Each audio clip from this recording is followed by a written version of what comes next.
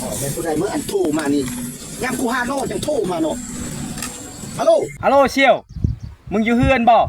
กูไม่ได้อยู่นะเสี่ยวกูออกมาหาโน่อยู่ป่าพี่เดียวนี่มึงอยู่เฮือนกูสิชวนมึงไปหาป้าเนี่ยไปหาป้าโอ้ไปเทคันมึงอุ่นไปนะไกลว่า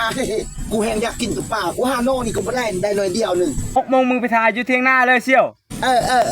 อ้าวเสนากูกับจิปะเลยหาโน่นี่กูจะไปหาป้านะมึงแหละเสี่ยวอ้าว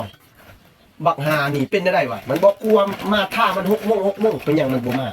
เบิ่งลองจิโทรพามันเบิ่งก่อนใกล้8 โมงเลยเดี๋ยวนี้ฮัลโหล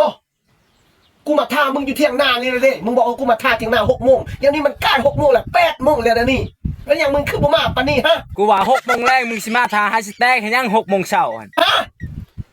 6 โมงแรงแล้วปากมึงอมขี้แล้วมึงบอกว่า6 โมงแรงมึงคือปากน่ะชกมึงหันชกเน่ามึงหัน6 โมงแรง6 โมงแรง6 โมงมันก็มีหลาย6 โมงเช้า6 โมงแรงมึงจะจาดตายใส่กระเกิดกระแดนบักหาโคบักหาคันบัดนี้ตัวเองมา6 โมงเข้ามาค่า6 โมงเช้าแล้วมึงคือบอกว่ากู6 โมงแรงสิบ้านี่โทษเยอะมึงหันมาได้สแต็กกระยางเลยย่างกูไปเลยนี่ตายยังบอก6 โมงแรง6 โมงแรง